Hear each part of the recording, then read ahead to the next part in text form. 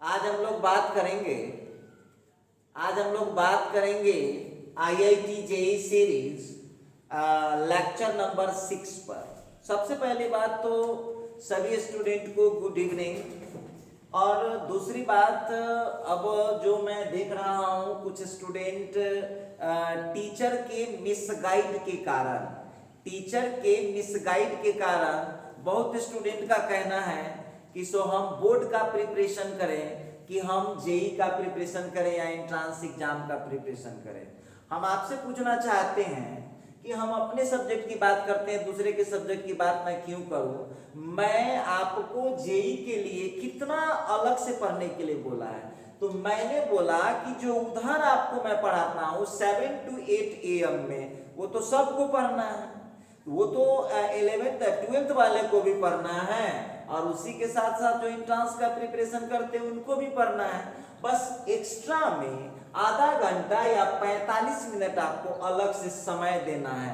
अच्छा, एक बात और बताइए, उसके लिए मैं आपको टाइम कितना देता हूं? 13 घंटे।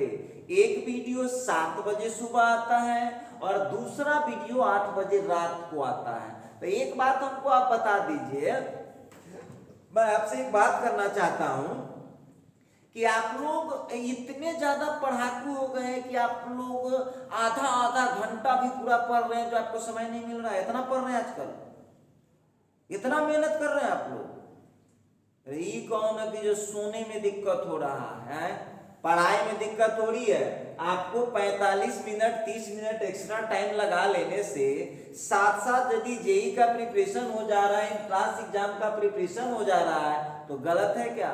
तो देखिए, गलत है सही है, 2 बच्चे पढ़ रहे हो 5 बच्चे पढ़ रहे हो, उससे हमको कोई मतलब नहीं है। हम अपनी ड्यूटी करेंगे, तुम अपनी ड्यूटी करो, हमारे तरफ से कोई फोर्स नहीं है। लेकिन हम आपको बोलेंगे कि आप साथे पढ़ लीजिए तो पढ़ लीजिएगा। दूसरी चीज है कि आपको मेहनत ज्यादा नहीं पड़े तो जो चैप्टर कंप्लीट करता हूं उसी का चलाता हूं। ऐसा थोड़ी ना है कि अलग से मैं दूसरा टॉपिक स्टार्ट कर दिया हूं, जो कंप्लीट होता है पीछे से उसका मैं स्टार्ट करता हूं। तो देखिए, आपकी मर्जी है, हम तो कुछ नहीं कर सकते हैं। आप अपने मन के मुताबिक काम कर सकते हैं, हम क्या बोले, हम तो कुछ नहीं बोल सकते हैं। मेरा जो काम है वो हम कर देते हैं। तो चलिए अब हम शुरू करते हैं। क्वेश्चन नंबर 1 आप लोगों के सामने है, लिखता है f(x) is equal to determinant of इतना, then f100 is equal to. तो एक बात हमको बताइए, इस क्वेश्चन में f(x) यदि निकाल लूंगा तो x के जगह 100 नहीं रख पाऊंगा, तो f(x) कैसे निकलेगा? डिटर्मिनेंट तोड़ दूंगा, x निकल गया। डिटर्मिनेंट जब तोड़ दूंगा तो f(x) मिल जाएगा। तो पहले डिटर्मिनेंट को ब्रेक कीजिए, जो डिटर्मिनेंट आपको दिख रहा है उसको आप ब्रेक कीजिए। अब बहुत स्टूडेंट का आदत है, देखिए, जब आप ऑब्जेक्टिव बना रहे हैं तो ऑब्जेक्टिव को ऑब्जेक्टिव की तरह बनाइए ना। एक चीज ध्यान से देखिए, जो सेकंड कॉलम है, ध्यान से देखिए, सेकंड कॉलम में x कॉमन दिख रहा है आपको, सेकंड कॉलम में x कॉमन दिखा और थर्ड कॉलम में आपको x + 1 कॉमन दिखा। जरा चेक कर लीजिए सब लोग, तो क्या मिल जाएगा? 1 मिल जाएगा, 2x और फिर है 3x into x minus 1। Clear है? सेकेंड कॉलम में x कॉमन हो चुका है तो 1 है, फिर यहाँ x माइनस 1 है और फिर यहाँ x कॉमन कर दिया तो x minus 1 into x minus 2 है। क्लियर? अच्छा, चलिए जरा हम थर्ड कॉलम में चलते हैं। तो कॉमन क्या है? x + 1 तो 1 हो गया, फिर यहाँ का हो गया x हो गया और फिर यहाँ का x + 1 जब कॉमन कर दिया तो x इंटू x माइनस 1। एक स्टेप और बढ़ाइए। अब ध्यान से देखिए, सब लोग इसको गौर से देखिए, जरा सब लोग इसको जरा गौर से देखिए। जो थर्ड कॉलम, थर्ड रो दिख रहा है, थर्ड रो, इस थर्ड रो में आपको क्या कॉमन नजर आ रहा है? जरा बता दीजिए। जो थर्ड रो दिख रहा है उसमें क्या कॉमन है? तो थर्ड रो में हम देख रहे हैं कि आप लोगों को कॉमन में क्या दिख रहा है? थर्ड रो में तो x माइनस 1, ठीक है। अब 1 1 1, देखिए कितना सिंपल है डिटरमिनेंट को तोड़ना। 2x, x माइनस 1 x, फिर यहाँ का 3x हो गया, फिर यहाँ का देख रहा हूँ x माइनस 1 खींच लिया तो x माइनस 2 हो गया, और फिर वहां से x माइनस 1 खींच लिया तो x हो गया। क्या यहाँ से भी डिटरमिनेंट आप नहीं तोड़ पाएंगे? अब आगे सुन लीजिए, इसके आगे का होमवर्क आप लोगों को छोड़ते हैं। अब आप करिएगा क्या, आपको तो पता है 2 को 1 को आप 0 बना लीजिए, बहुत इजी हो जाएगा, बहुत इजी हो जाएगा। तो बहुत स्टूडेंट कहा कि सर कैसे करेंगे, तो इसको भी 0 बना लीजिए, इसको भी 0 बना लीजिए, 2 को 0 बन जाएगा, हो गया आंसर। तो यहाँ क्या करेंगे आप लोग, by C2 transfer to C2 minus C1, C3 transfer to C3 minus C1। अब इसको आप क्या कीजिए, इसको कैलकुलेट कर लीजिए, और कैलकुलेट करने के बाद जो आंसर आता है यहां से आप लोगों को fx मिल जाएगा, ठीक है, fx मिल जाएगा। अब इसमें आप लोगों को इसको कुछ मान लीजिएगा इक्वेशन 1, और इसमें अब आपको x के जगह 100 डालना है, तो डाल लीजिएगा, तो आंसर आपको 0 आ जाएगा। क्लियर, समझ में आ गया होगा। बहुत इजी क्वेश्चन था, हम बनाना चाह नहीं रहे थे, लेकिन चूंकि थोड़ा सा हमको लगा कि आप लोगों को प्रॉब्लम हो सकता है, इसीलिए हमने इसको बनाने का फैसला किया था। तो इस तरह से इस क्वेश्चन का जो आंसर होगा वो आंसर हो जाएगा ए, ठीक है।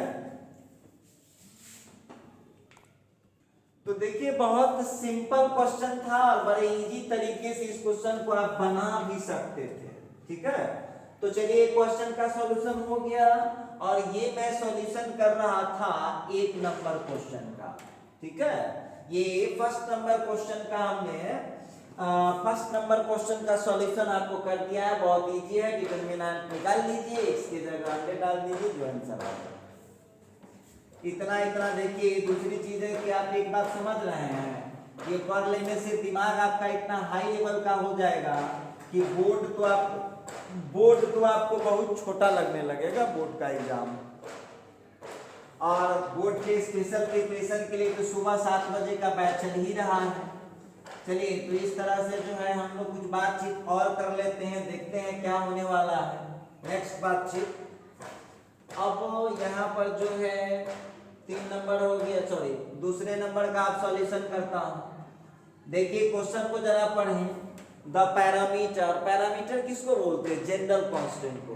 The parameter on which the value of determinant, कहता है कि वो कौन सा पैरामीटर है, इसमें a p d x 4 parameter दिया हुआ है, कह रहा है वो कौन सा पैरामीटर है जिस पर the value of determinant does not depend. मतलब इस डिटरमिनेंट को हम तोड़ेंगे, जब ब्रेक करेंगे डिटरमिनेंट को, तो a p d x में से कौन नहीं आएगा आंसर, ये हम लोगों को चेक करना है।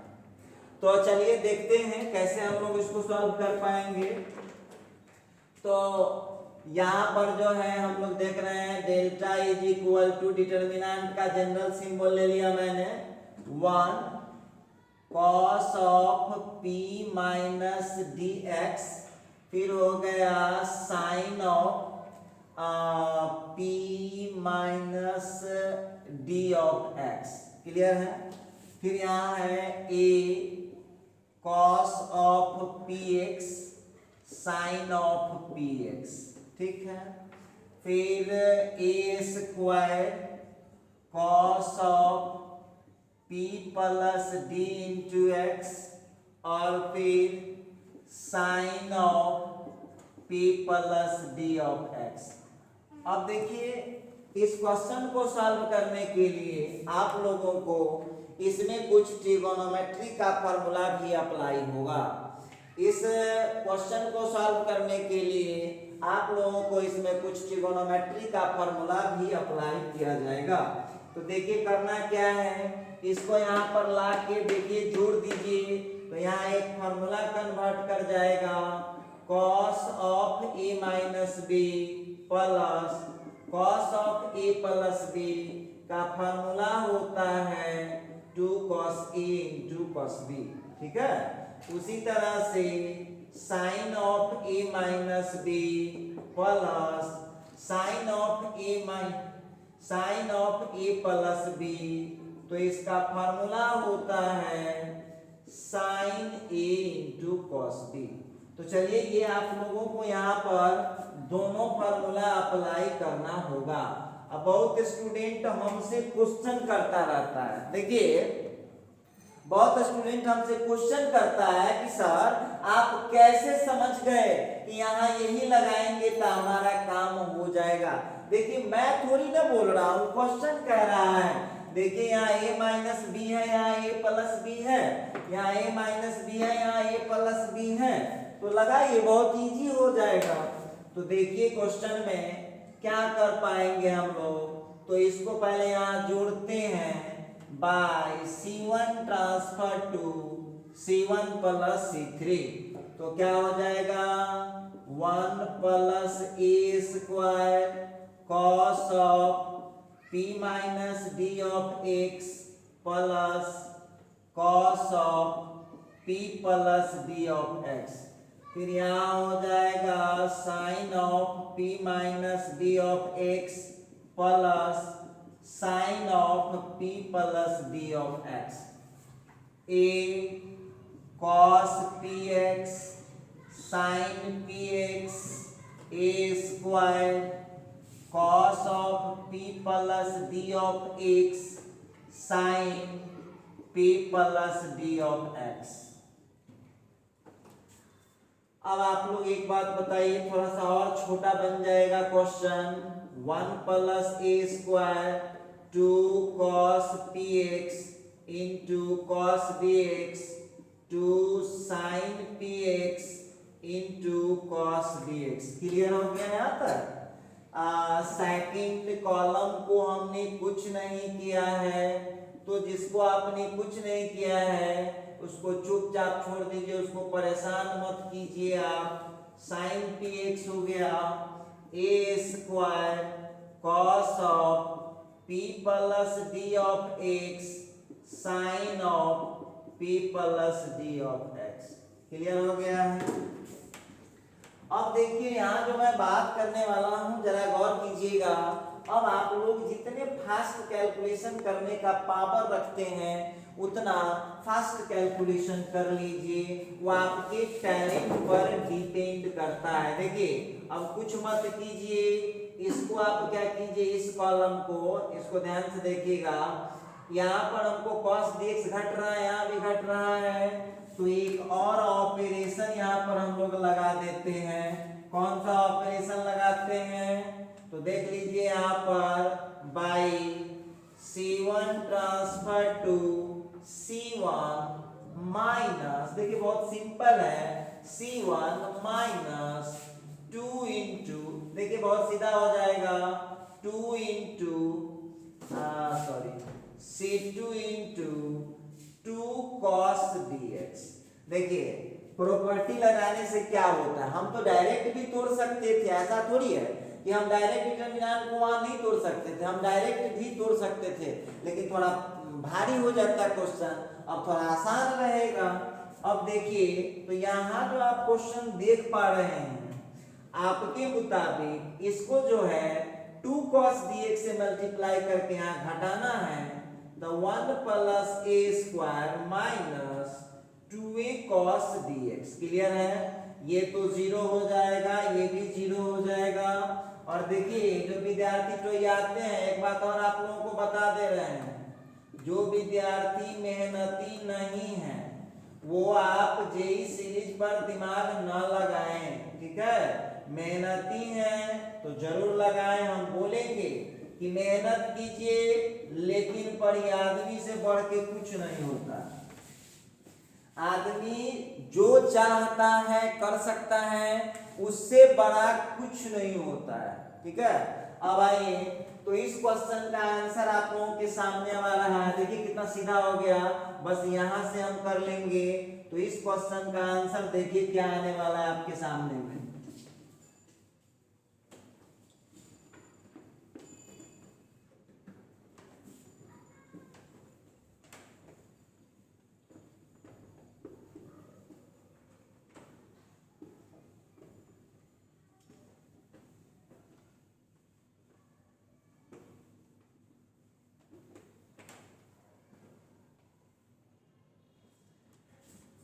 तो यहाँ पर आप देख लीजिए, अब हम इसको क्या लिख पाएंगे, आंसर आ चुका है अब 1 plus a square minus 2a cos dx, ये तो बाहर रहा, फिर ये हो जाएगा, सीधा निकाल देते हैं, कहाँ लफड़ा करने जाए, सीधा हो जाएगा, ये कितना हो जाएगा, तब हो जाएगा sine of p plus d into X into cos px minus cos of p plus d of x into sine px। Clear है। अब देखिए वहां भी एक फॉर्मूला लग रहा है, गौर से देखिए क्वेश्चन को, तो वहां भी एक फॉर्मूला लग गया 1 plus a square minus 2a cos dx। मुझे लग रहा था कि बच्चा सबको कहीं फंस जाएगा इसमें, इसीलिए हमने इस क्वेश्चन को बना दिया है। अब देखिए sine a into cos b minus cos a into sine b का फॉर्मूला होता है sine of a minus b. देखिए अब यहाँ हमने एक और फॉर्मूला अप्लाई किया है, sine a into cos b minus cos a into sine b का होता है sine of a minus b. ये रही बात, हम लोगों का ध्यान दीजिएगा, प्लस पी एक्स से माइनस पी एक्स कट गया, 1 plus a square minus 2a into cos d x, और फिर इंटू में आ गया है साइन डी एक्स। अब देखिए तो हम आपसे पूछ रहे हैं, ये जो आंसर आया है इसमें कौन एब्सेंट दिख रहा है आप लोगों को, ए था, पी था, डी था, एक्स है, तो ए है ही, डी है ही, एक्स है ही, एब्सेंट कौन है भाई, तो हम देख रहे हैं कि कितना से इंडिपेंडेंट आ गया, इंडिपेंडेंट ऑफ पी, ये पी से इंडिपेंडेंट आ गया। इसका मतलब है कि इस क्वेश्चन का जो आंसर होगा वो पी हो गया। आपको पता करना था कि किस पैरामीटर पर डिटरमिनेंट डिपेंड नहीं करेगा, तो पी तो आया ही नहीं, तो जब पी आया ही नहीं तो उससे कोई बहस ही नहीं रहा। इसका मतलब है कि इस क्वेश्चन का जो आंसर है वो पी हो गया, और आंसर ना इसका क्या ऑप्शन, तो ऑप्शन इसका बी करेक्ट। बना पाएंगे सब लोग, कहीं कोई दिक्कत नहीं होना चाहिए, बहुत इजी क्वेश्चन था। थर्ड नंबर क्वेश्चन में आते हैं। देखिए लिखा है डिटरमिनेंट इतना, ये डिटरमिनेंट 0 के इक्वल होगा इफ यदि x y z r ने भी, ये चार ऑप्शन आप लोगों को दे रखा है, कह रहा है कि इस डिटरमिनेंट का वैल्यू 0 होगा तो इसमें से कौन ऑप्शन करेक्ट है, देखना पड़ेगा। हम क्या बोले इसमें, वो तो वक्त ही बता पाएगा कि सही चीज क्या है, गलत चीज क्या है।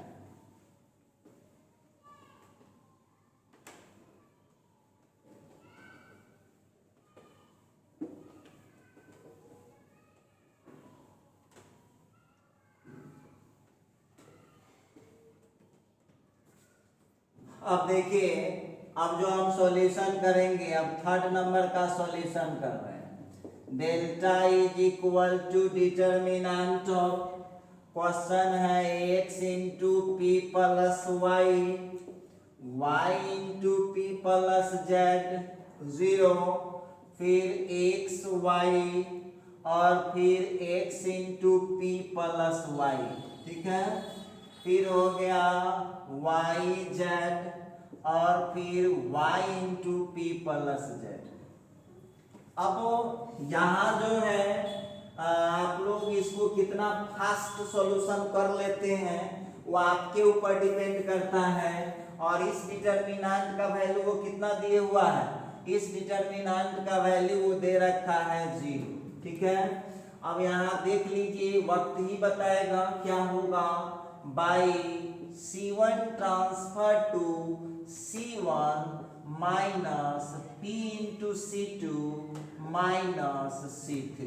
देख लीजिए, अब विद्यार्थी कुछ कहता सर जी से आप भगत जी की तरह करते रहते हैं। रे हम भगत जी थोड़ी ना, हम तो टीचर हैं भाई। कौन कहता है भगत जी? चंदन करते हैं तो भगत हो गए? चंदन से भगत नहीं होता है, ध्यान दीजिएगा यहाँ पर। काला कहता भगत, तो सर जी आप सीधे कैसे समझ जाते हैं? दिमाग लगाइए, देखिए इस x को p से मल्टीप्लाई किया हुआ है और ये y सीधा सीधा है, इसको सीधे घटा लेंगे, इसको p से मल्टीप्लाई करके घटा लेते हैं। तो आइए अब देखिए, तो हम लोगों का क्या निकलने वाला है, डिटर्मिनेंट ऑफ, ले आइए, तो ये तो सीधे हो जाएगा 0, ये भी हो जाएगा 0 और इसको p से मल्टीप्लाई कर दूंगा और इसको p से मल्टीप्लाई करके माइनस करूंगा, तो रॉक कर लीजिए। तो 0 minus x P square minus P Y और उसको सीधे घटाऊंगा तो वाई पी माइनस जेड। तो पी वाई से पी वाई कैंसिल, कटेगा नहीं, ये हो जाएगा माइनस एक्स पी स्क्वायर, फिर हो गया माइनस 2py और फिर माइनस जेड। ठीक, बाकी को हमने कुछ किया ही नहीं है, तो चुपचाप इसको हम उतारेंगे। लीजिए Y Z y into P plus Z equal to 0। ठीक है, अब इसके लिए डिटर्मिनेंट निकाल लो भाई, डिटर्मिनेंट निकालो, देखा जाएगा हम क्या बोले।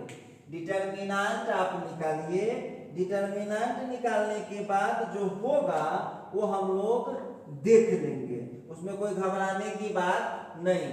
अच्छा ठीक है, तो यहां से सीधा क्या निकल जाएगा हम लोगों का, minus x P square minus 2py minus Z. देखो एक्स वाई वाई जेड, बाकी सब 0 हो जाएगा, तो लिख के कौन सी कीजिएगा।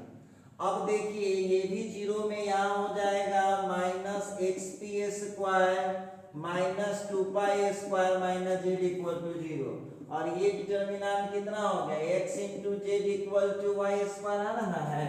अच्छा अब देखिए यहाँ से तो हमको नहीं मिला, लेकिन यहाँ मिल चुका है, y इंटू वाई करेंगे तो ये हो जाएगा y by X equal to Z by Y. इसका मतलब हम कह सकते हैं कि x comma Y comma Z are in GP. अब सुनिए, बहुत स्टूडेंट कहेगा सर ये जीपी कहाँ से आ गया, ये जीपी क्या होता है, तो सुन लीजिए सब लोग, एपी और जीपी में अंतर क्या है समझिए। 1 2 3 4 ये एपी में है, 1 2 4 8 यह जीपी में है। अब विद्यार्थी कहा कि सर कैसे, तो गौर से देखिए आप लोग, 2 माइनस 1 करेंगे तो 1 हो जाएगा, 3 माइनस 2 करेंगे तो 1 हो जाएगा, 4 माइनस 3 करेंगे तो 1 हो जाएगा। उसी तरह से यहाँ देख लीजिए आप, यहाँ पर आप लोग जरा मिला लीजिए, 2 बट्टा 1 करेंगे तो 2 हो जाएगा, 4 बाई 2 करेंगे तो 2 हो जाएगा, 8 बाई 4 करेंगे तो 2 हो जाएगा। इसका मतलब हम कह सकते हैं कि एपी में डिफरेंस इक्वल होता है, जीपी में रेशियो इक्वल होता है और एचपी में जब उसके उल्टाते हैं मतलब उसके रेसिप्रोकल का डिफरेंस इक्वल होता है। यहाँ पर हम बता रहे थे आप लोगों को, तो ये क्लियर हो गया कि इस क्वेश्चन में एक्स वाई जेड जो होगा वो किस चीज में होगा, वो जीपी में होगा। बोलिए इसका कौन सा आंसर सही है, तो इस क्वेश्चन का आंसर करेक्ट है, आंसर बी। इस क्वेश्चन का आंसर बी करेक्ट है। आइए अब देखिए, हमने एक क्वेश्चन दिया था पिछले क्लास में एक क्वेश्चन हमने होमवर्क में छोड़ा था अब शायद अभी तक तो किसी बच्चे का कमेंट नहीं आया है कि सर बन गया, तो थोड़ा सा उस क्वेश्चन पर भी हम झलक दिखा देते हैं। देखते हैं, बनाया हुआ क्वेश्चन है वो, और हमने उस पर हिंट भी दिया था, लेकिन क्योंकि आपकी ईमानदारी पर मुझे कभी शक नहीं था, तो मुझे पूरा भरोसा है कि आप जरूर बनाए होइएगा। मुझे पूर्ण भरोसा है कि आप बनाए ही होइएगा। मुझे पता है कि आप जरूर बनाए होंगे।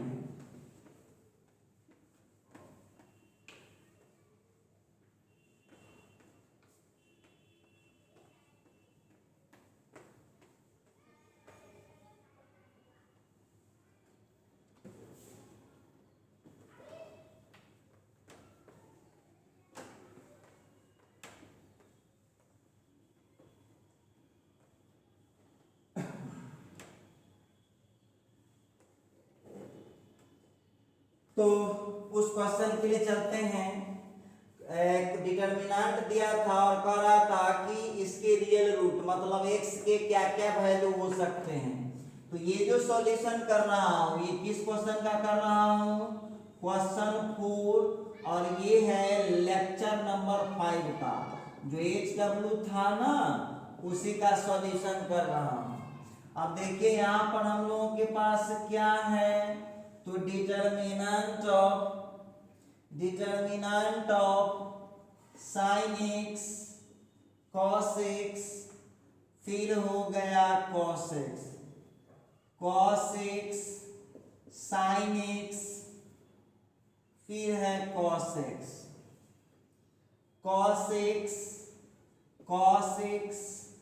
sin x equal to 0। अब इसमें बताना है कि x के कितने वैल्यू पॉसिबल है, जहां पर आंसर आपको डिसाइड करना है -π/4 और 4 के -π/4 एंड π/4 के बीच ही रिजल्ट होना चाहिए।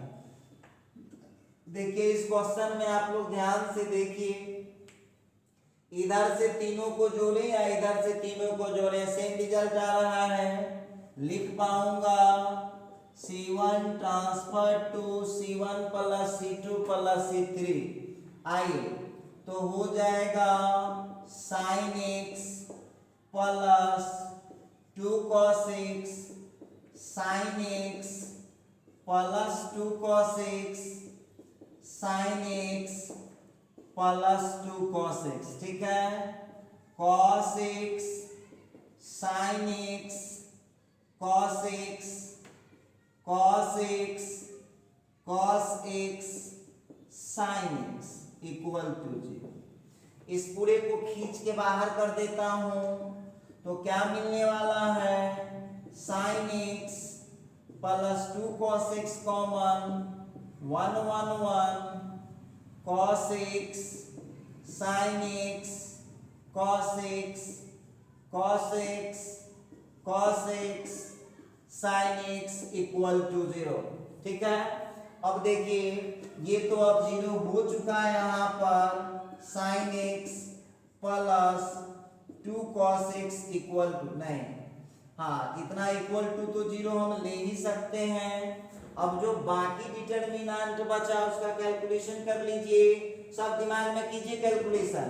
अब कितना कंपटीशन बना रहे हैं तो ऐसे तो आइएगा तो काम नहीं ना चलेगा।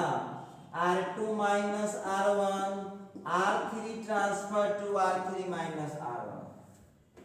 अब देखिए 1 cos x 1 minus 1 0 sin x minus cos x minus cos x 0 1 minus 1 0 cos x minus cos x 0, फिर यहाँ का हो गया sin x minus cos x, लीजिए इतना का वैल्यू भी 0 हुआ।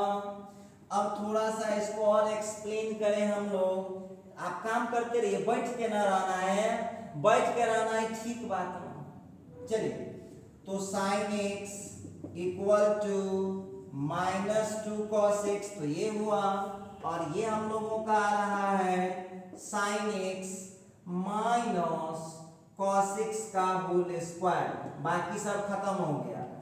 अब देखिए 1 से करेंगे, बाकी तो गया।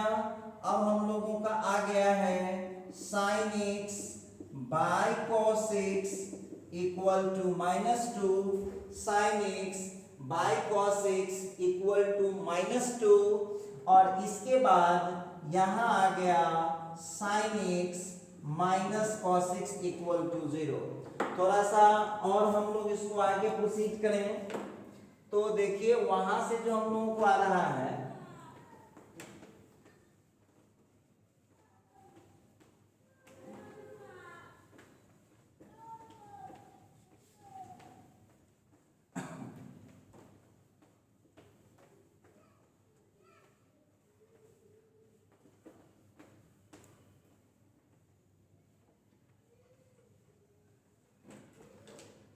तो यहाँ जो है tan x का वैल्यू -2 आ गया, तो ये नॉट पॉसिबल है इस क्वेश्चन के लिए। बहुत विद्यार्थी बोलेगा सर क्यों, हम थोड़ी बोल रहे हैं, ये क्वेश्चन बोल रहा है कि -π/4 से π/4 में ही होना चाहिए।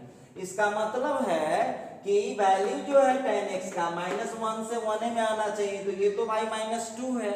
इसका मतलब है कि बाउंड्री से बाहर हो गया, तो ये नॉट पॉसिबल। इसका मतलब है कि यहाँ पर एक ही आंसर होने वाला है, sin x equal to cos x, मतलब sin x by cos x equal to 1, मतलब tan x equal to tan π/4। अब आप हमको बताइए x के कितने आंसर आए आप लोगों के पास, तो आप लोगों के पास x का एक ही आंसर आया है, आप लोगों के पास x का एक ही आंसर आया है, और हम उम्मीद करते हैं कि आप लोग इस क्वेश्चन को बड़े आसानी से बना पाएंगे। तो इसका आंसर कितना हो गया, तो यहाँ हो गया एक सॉल्यूशन आया, π/4 एक ही वैल्यू ना हुआ। इसका मतलब है इसका ऑप्शन कौन करेक्ट है, इसका ऑप्शन सी करेक्ट है। तो देखिए आप लोगों को जो दिए हैं, जितना दिया जा रहा है, कंफ्यूजन में मत रहिए। आधा घंटा पौन घंटा एक्स्ट्रा पढ़ लेने से यदि बहुत अच्छी चीज अचीव हो रहा है तो मेहनत करो बाबू, कंजूसी मत करो। मेहनत करने में आपके लिए बहुत फायदा होगा, दिमाग के लेवल को बहुत बढ़ाएगा। और ऐसा नहीं रहता तो हम इतना परेशान होते, बोलिए हम परेशान हैं, इसका मतलब कहीं ना कहीं बेनिफिट है, तभी तो परेशान है। तो ठीक है, आज की क्लास यहीं पर मैं खत्म करता हूँ। अब हमारी आपकी जो मुलाकात होगी वो होगी अब अगले लेक्चर में। तब तक के लिए गुड नाइट।